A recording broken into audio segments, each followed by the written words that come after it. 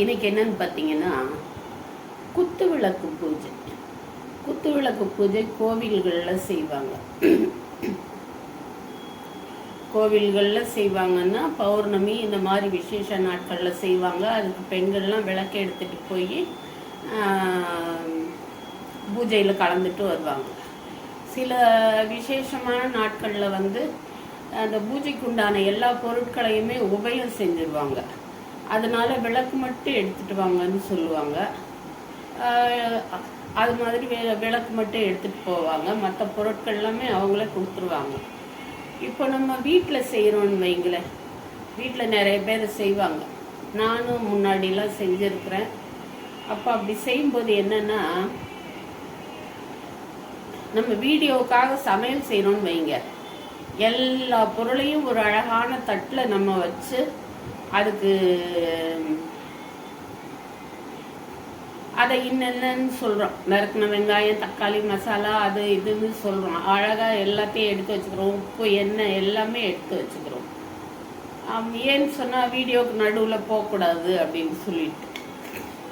அது மாதிரி இந்த வீட்டில் குத்து விளக்கு பூஜை செய்யும்போதும் நம்ம உட்கார்ந்து செய்வோம். அப்படி உட்கார்ந்து செய்யும்போது நடுவில் எழுந்திரிச்சு போகக்கூடாது. ஒரு பாட்டு சொல்கிறோம், திருவிளக்கு பாட்டு. பட்டி நிறைய பால் பசு வேண்டும், பெட்டி நிறைய பூஷணங்கள் வேண்டும் அப்படின்னு பாட்டு பாடுறோம். அதுக்கு நடுவில் நம்ம ஏதாவது ஒரு பொருளை மறந்துட்டு யாரையாவது ஏவி அதை எடுத்துட்டு வா அப்படின்னு சொல்லவும் கூடாது. பாட்டுக்கு நடுவில் எதையாவது சொல்லக்கூடாது. மந்திரங்களுக்கு நடுவில் எதையாவது சொல்லக்கூடாது.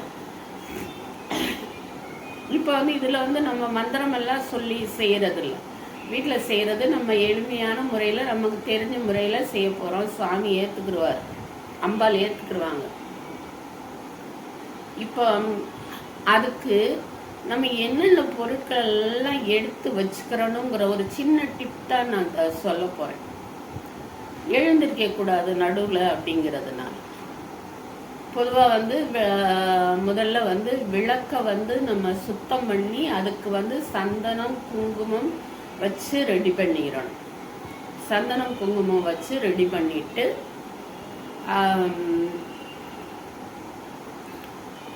விளக்கு ஏற்றுறதுக்கு என்னென்ன பொருள் தேவை அப்படிங்கிறத யோசனை பண்ணி அதுக்குண்டானதெல்லாம் தனியாக எடுத்து வச்சுக்கணும். விளக்கு ஏற்றுறதுக்கு எண்ணெய் வேணும், இல்லைன்னா நெய், சுத்தமான நல்லெண்ணெய், நெய், திரி, அப்புறம் தீப்பெட்டி. இது விளக்கேற்றுறதுக்கு. கண்டிப்பாக நம்ம தீப்பெட்டி எடுத்து வச்சுருக்கோம். ஆனால் அதனால் நம்ம விளக்கை ஏற்றக்கூடாது. ஒரு சின்ன அகல் விளக்கு ரெடி பண்ணி வச்சுக்கிட்டு அதில் திரி போட்டு மஞ்சள் குங்குமம் வச்சு திரி போட்டு எண்ணெய் ஊற்றி ரெடி பண்ணி வச்சுக்கிறோம். இது முக்கியம். இந்த தீப்பெட்டியை உரசி நம்ம இந்த சின்ன அகல் விளக்கை ஏற்றி அந்த விளக்கு மூலமாக தான் நம்ம குத்து விளக்கை ஏற்றணும். அது போக ஒரு கடைசியில் சாமி கும்பிட்டு முடிக்கும்போது கற்பூரம் ஏற்றும் போது அந்த சின்ன அகல் விளக்கில் பிடிச்சி தான் நம்ம ஏற்றணும். குத்து விளக்கில் பிடிக்கக்கூடாது. கண்டிப்பாக குத்து விளக்கில் பிடிக்கக்கூடாது. நீங்கள் தீப்பெட்டியில் வேணால் உரசி செய்யலாம். நிறைய பேர் குத்து விளக்கில் அந்த சூடம் பிடிக்கிறாங்க, அப்புறம் ஊதுபத்தி ஏற்றுறாங்க. அதெல்லாம் கூடாது. இந்த சின்ன விளக்கில் சூடம் ஏற்றிக்கிறணும், ஊதுபத்தி ஏற்றிக்கிறணும். இப்போ விளக்கு ஏற்றுறதுக்கு எண்ணெய், திரி, தீப்பெட்டி, அகல் விளக்கு எல்லாம் ரெடி பண்ணி வச்சுக்கிறணும். அதுக்கப்புறம் விளக்கை வைக்கிறதுக்கு நம்ம ஒரு மனை, அந்த மனையை நல்லா கழுவி மஞ்சள் தடவி பச்சரிசி மாவு கோலம் போடணும். அதுக்கு நம்ம பச்சரிசி மாவு ரெடி பண்ணி வச்சுக்கிறணும், பக்கத்தில் வச்சுக்கணும். அப்புறம் மஞ்சள் கண்டிப்பாக தேவை. பிள்ளையார் பிடிக்கணும், மஞ்சள் தடவணும், மனைக்கு மஞ்சள் தடவணும். அதுக்கு மஞ்சள் பொடி வச்சுக்கணும், அப்புறம் சந்தனம் வச்சுக்கிறணும், குங்குமம் வச்சுக்கணும். இந்த 3 செட்டாக நம்ம வச்சுக்கணும். மஞ்சள், குங்குமம், சந்தனம் 3 செட்டாக வச்சுக்கணும். அதுக்கப்புறம் பார்த்தீங்கன்னா பிரசாதம் அப்படின்னு சொல்லி அதை நம்ம தனியாக ஞாபகம் பண்ணி அந்த பிரசாதத்துக்கு உண்டானதெல்லாம் ரெடி பண்ணி வச்சிடணும். இது ஒரு அதை விளக்கேற்றுறதுக்கான பொருள் ஒரு பக்கம், பிரசாத பொருள் ஒரு பக்கம் அப்படின்னு சொல்லிட்டு நம்ம தேடினோம்னாக்கா ஏதாவது மறந்து போயிடும். அதனால பிரசாதம், விளக்கேற்றுறதுக்கான பொருட்கள் அந்த மாதிரி தனித்தனியாக நம்ம யோசனை பண்ணி வச்சுக்கணும். பிரசாத பொருட்கள் என்னென்ன நீங்கள் வச்சுருக்கீங்களோ, சர்க்கரை பொங்கல், கல்கண்டு, வாழைப்பழம், இது பழங்கள் எல்லாமே எது வச்சுருக்கீங்களோ அதெல்லாமே கழுவி அதையும் முன்னாடி ரெடி பண்ணி வச்சுக்கணும். சர்க்கரை பொங்கலை கழுவ முடியாது, அதை அப்படியே வச்சுக்கலாம். மற்ற பழங்களை கழுவி வச்சுக்கலாம். அது போக வெத்தலை பாக்கு கண்டிப்பாக எடுத்து வச்சுக்கணும். வெத்தலை பாக்கு எடுத்து வச்சு முடிஞ்சால் அப்போவே அதை வெத்தலை பாக்கை பிரித்து பெண்களுக்கு கொடுக்கறதுக்கு வச்சுக்கலாம். இல்லைன்னா அதுக்கப்புறம் கூட வச்சுக்கலாம். முதல்ல வச்சுக்கிறது நல்லது. வெத்தலை பாக்கு வேணும். அதுக்கப்புறம் பாத்திரங்கள் வேணும்.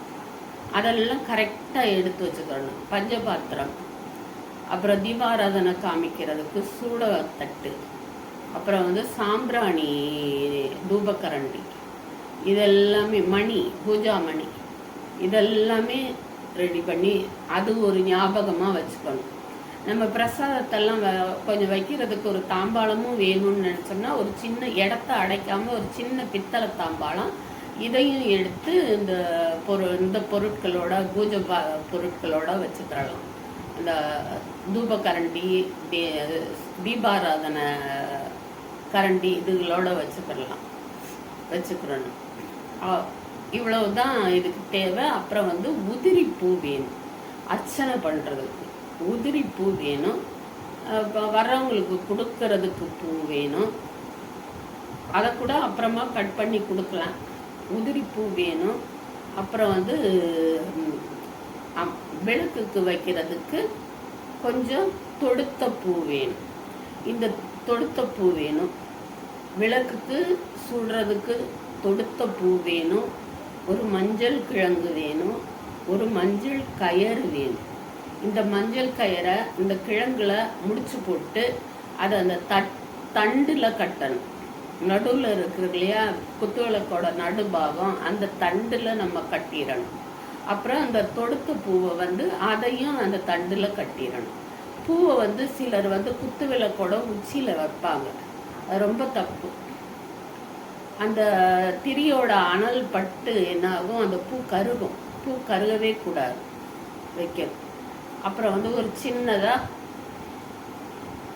ஒரு பூ கட் பண்ணி தனியாக வச்சுக்கலாம். அது விளக்க மலை ஏற்றுறதுக்கு, லாஸ்ட்டில் மலை ஏற்றுறதுக்கு அப்படி வைக்கலாம். இல்லைன்னா அந்த ஒரு நல்ல செவ்வந்தி பூ இருந்துச்சுன்னா காம்பு நீளமாக இருக்கும்.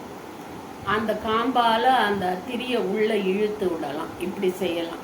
அதை விட்டுட்டு இப்படி செய்கிறது, பூன்னு ஊதுறது, இதெல்லாம் செய்யவே கூடாது. அப்புறம் அந்த வாழைப்பழத்து ஒரு பொருள் முக்கியமாக, அந்த பொருள் பித்தளை பொருட்களோட ஊதுபத்தி ஸ்டாண்டு கண்டிப்பாக வேணும். இல்லைன்னா என்ன பண்ணிடுவாங்க, வாழைப்பழத்தில் குத்திடுவாங்க. நம்ம சாப்பிட்ற சாப்பாட்டில் எதையாவது கூடாததை வச்சு சாப்பிட சொன்னால் சாப்பிடுவோமா? ஆனால் பெரும்பாலும் இன்னைக்கும் நிறைய பேர் என்ன செய்கிறாங்க, வாழைப்பழத்தை தான் ஊதுபத்தி ஸ்டாண்டாக உபயோகப்படுத்துகிறாங்க பூஜை செய்யும்போது. அது கூடவே கூடாது. அவருக்குன்னு பிரசாதமாக படைக்கிற ஒரு பொருளை போய் நம்ம ஊதுபத்தியை குத்தி வச்சு அதுக்கப்புறம் அதை நீ சாப்பிடுன்னு சொல்கிறது. அவர் சாப்பிடுவார். நீங்கள் மனசார என்ன எப்படி செஞ்சாலும் சாப்பிடுவார். ஆனால் நம்ம தெரிஞ்சும் அதை செய்வோம். நான் நிறைய பேரை அங்கே பக்கத்தில் உட்காந்துக்கிட்டே பார்த்து செய்யாதீங்கம்மான்னு சொன்னாலும் அதே தான் செய்வாங்க. எல்லாமே அவ்வளோதான். இவ்வளோதான் இந்த குத்து விளக்கு பூஜைக்கு. மஞ்சள் பொடி பிள்ளையார் பிடிக்கணும். சந்தனம் அவருக்கு பொட்டு வைக்கணும். குங்குமம் அவருக்கு பொட்டு வைக்கணும். இந்த உதிரிப்பூ அர்ச்சனை பண்ணணும். அம்பாளுக்கு போற்றி சொல்லி, அங்காள பரமேஸ்வரியை போற்றி அந்த மாதிரி சொல்லணும். ஒரு 54 தடவை சொல்லுவாங்க. அப்புறம் குங்குமத்தால், குங்குமம் எடுத்து வச்சிருக்கோம்ல, அதை வச்சு ஒரு 54 போற்றி சொல்லுவாங்க. அம்பாளோட திருநாமம் சொல்லி சொல்லுவாங்க. இதுக்கு தான் அந்த குங்குமம். குங்குமம் வந்து கண்டிப்பாக நம்ம வந்து கோவிலேருந்து கொண்டு வர குங்குமத்தை ஒரு பாத்திரத்தில் ஒரு குங்குமச்சிமிழில் போட்டு நம்ம வச்சுக்கிறதுக்கு நெத்தியில் இட்டுக்கிறதுக்கு மட்டும் உபயோகப்படுத்தணும். இந்த மாதிரி பூஜைக்கெல்லாம் குத்து விளக்குக்கு வைக்கிறதுக்கு இது மாதிரிலாம் உபயோகப்படுத்தவே கூடாது. கோயிலேருந்து கொண்டு வரதை நம்ம மட்டும்தான் இட்டுக்கிறணும். இதுக்குன்னு இந்த பூஜைக்குன்னு தனியாக நம்ம குங்குமம் வாங்கி வச்சு அதை வச்சு பூஜை செய்யணும். பூஜை முடிஞ்சதும் நம்ம என்ன செய்யணும், திரும்ப நம்ம வந்து அந்த நம்ம வச்சுருக்கிறோம் இல்லையா, நம்ம இட்டுக்கிறதுக்கு அந்த குங்குமத்தில் இந்த நம்ம அர்ச்சனை பண்ண குங்குமத்தை சேர்த்துக்கிறணும். இந்த குங்குமத்தால் அர்ச்சனை புது குங்குமம் வச்சுருக்கோம் இல்லையா பூஜைக்குன்னு, அதை வச்சு அர்ச்சனை பண்ணிட்டு அதை வந்து நம்ம வந்து நம்ம இட்டுக்கிறதுக்குன்னு வச்சுக்கிறதுல வச்சுட்டு அதை நம்மளும் வச்சுக்கலாம். அப்புறமா பூஜை முடிஞ்ச பிறகு வெத்தலை பாக்கு வச்சுக்கிறணும். தாம்பூலம் ஒரு 2 வெத்தலை ஒரு பாக்கு சாமிக்கு வச்சிடணும். அந்த பிரசாதத்தோட கண்டிப்பாக தாம்பூலம் வைக்கணும், அதை மறக்கக்கூடாது. அதையும் எடுத்து வச்சுக்கிறணும். இதெல்லாம் முதல் நாள் வாங்கி வைக்கிறது அப்படின்னு போனோம்னாக்கா இதெல்லாம் வாங்கிக்கிட்டு வந்துடலாம். நம்ம வீட்டில் சேர்த்து வைக்கிறதுக்கு நிறைய வைக்கிறதுக்கு இடம் இல்லை அப்படின்னாக்கா அப்பப்போ நம்ம புதுசாக வாங்கிக்கிறதே ரொம்ப நல்லது. புதுசாக வாங்கி வச்சுக்கிறது தான் நல்லது, அதுதான் நல்லது. பூஜை ரூமுன்னு தனியாக இருந்தால் ஒரு வேளை நம்ம அதுக்குள்ளே வச்சிடலாம். அப்படி இல்லைனாக்கா நம்ம அப்பப்போ புதுசாக வாங்கி வச்சுக்கிறது நல்லது. அதுக்கப்புறம் நம்ம அதை வேறு எதுக்கு அது கூட உபயோகப்படுத்திக்கிறலாம். குங்குமம் இதெல்லாம் நம்ம புதுசாக வாங்கணும்னு இல்லை, நம்ம அதை ஒரு டப்பா வாங்கி வச்சு அதை அப்படியே சாமிக்கிட்டே வச்சிடலாம். இவ்வளவுதான் இந்த பூஜைக்கு தேவையானது.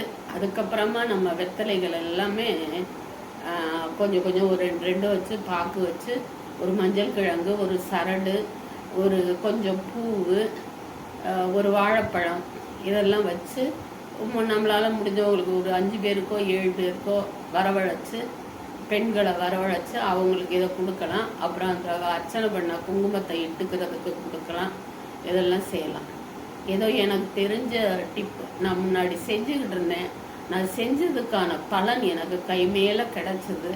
ஆனால் அதுக்கப்புறம் வந்து பலனை கொடுத்துட்டு மறுபடியும் எனக்கு செய்யறதுக்கு நேரம் இல்லாமல் சோதனை பண்ணார். அதுதான் பெரிய விஷயம்.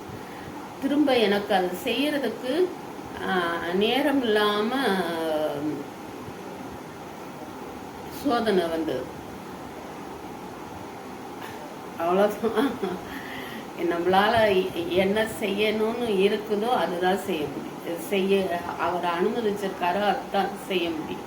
அவரோ அம்பாலோ செய்ய முடியும். அவன் அருளாலே அவன் தாழ் பணிந்துன்னு சொல்லிட்டு அவங்க விரும்பினாதான் நம்ம கோயிலுக்கு போய் பார்க்க முடியும். அவங்க விரும்பினாதான் நம்ம வீட்டில் எதுவும் செய்ய முடியும். நல்லா ஒரு தரம் சாதாரணமாக வெள்ளி செவ்வாய்க்கு குத்து விளக்கு பூஜைலாம் செய்யறதுக்கு முன்னாடி குத்து விளக்கு வாரம் ஏற்றுவேன். அப்படி இப்படி குச்சி அப்போல்லாம் இந்த மாதிரி குச்சியில் செய்யக்கூடாதுங்கிறதெல்லாம் தெரியாது. இப்படி கொண்டு போகும்போது ஒரு செய்தி வந்தது கரெக்டாக. அதுதான் பாருங்க எவ்வளோ பெரிய ஒரு விஷயம்னு சொல்லிட்டு நம்ம மற்ற வேலை செஞ்சுக்கிட்டு இருக்கும் போதெல்லாம் இல்லை, இப்படி போகும்போது ஒரு இது வந்தது. எனக்கு வந்து மனசு கிளேசமாக இருந்துச்சு. அப்படி செய்ய வேணும்னு சொல்லிட்டு நான் சாமியை கும்பிட்டு தான் கிளம்புனேன். சரி, எனக்கு தெரிஞ்சிச்சு ஒரு சில டிப்பை உங்களுக்கு சொன்னேன் நான் டிப்ஸாக. அது உங்களுக்கு உபயோகமாக இருந்துச்சுனாக்கா அடுத்த வீடியோவையும் பாருங்கள், ஒரு லைக் பண்ணுங்கள். உபயோகமாக இருந்துச்சுன்னா ஒரு லைக் பண்ணுங்கள், அடுத்த வீடியோவை பாருங்கள். நன்றி இந்த வீடியோ பார்த்தது.